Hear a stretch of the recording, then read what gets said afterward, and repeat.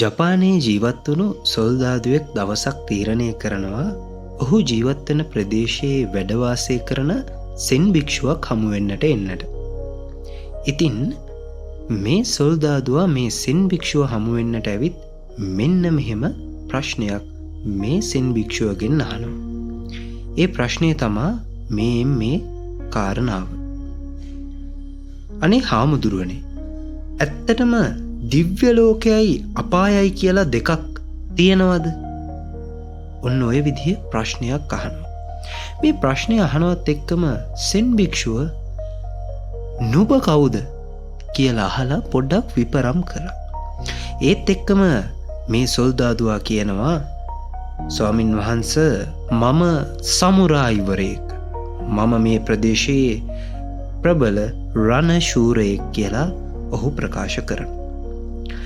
ඒත් එක්කම මේ සෙන් භික්ෂුව නියමයි, ඔබ ඒ කියන්නේ සොල්දාදුවෙක් මේ විදිහට කියලා බොහෝම මවිතයෙන් ඉතාමත්ම ගරු කිරීමකින් යුක්තව ඔහුගේ අදහස් දැක්වීම මේ භික්ෂුව ඉදිරිපත් කරා.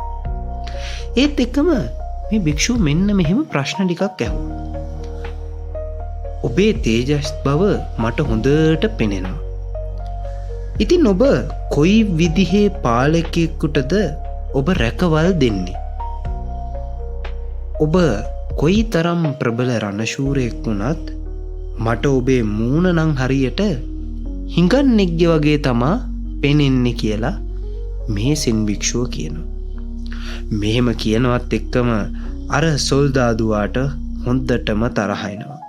ඉතින් ඔහු කෝපයටපත් වෙලා ඔහුගේ ඉනේ කොනක සංගවාගෙන තියාගෙන තියෙන කොපුවෙන් මහා තියුණුවට කැපෙන කඩුව එළියට ගන්න හැදුවා. ඒත් මේ සෙන් භික්ෂුව නම් දිග්ගටම මෙන්න මෙහෙම කතා කියාගෙන හිටියා. ඔබට එහෙනම් මේ කඩුවකුත් තියනවා නේද? මම හිතන්නේ නුඹට තියෙන ඔය අවිය මගේ බෙල්ල කපන්න තරම් මොට්ට වැඩි ඇති කියලා තමා මට නම් හිතෙන්නේ කියලා කොළොප්පමට වගේ කිව්වා. ඒත් එක්කම මේ සොල්දාදුවා තමන්ගේ ඉනාසල කොපුවේ රඳවාගෙන තිබුණු කඩුව ෂණයකින්ම එළියට ගත්තා. ඒත් එක්කම ඔහු එය මේ භික්ෂුවගේ ගෙල දෙසට ලං කරනවත් සමගම මේ භික්ෂුව මෙන්න මෙහෙම කිව්වා. ඔන්න අපායේ දොරවල් ඇරෙනවා කියලා කිව්වා. මේ වදන් සමගම අර සමුරායිවරයා එහෙමත් නැත්නම් මේ සොල්දාදුවා මේ ගුරුවරයා කියන්නට යනදී මේ ප්‍රබල සෙන් භික්ෂුව පවසන්නට යන කාරණාව වැටහෙන්නට පටන් ගත්තා. ඒත් සමගම ඔහු තමන්ගේ කඩුව කොපුව ඇතුළට දාගෙන හිසනවා ආචාර කළා. ඒත් එක්කම මේ සෙන් භික්ෂුව ඔන්න දිව්‍ය ලෝකයේ දොරවල් ඇරෙනවා කියා මේ සොල්දාදුවාට පැවසුවා. බොහොම ස්තුතියි.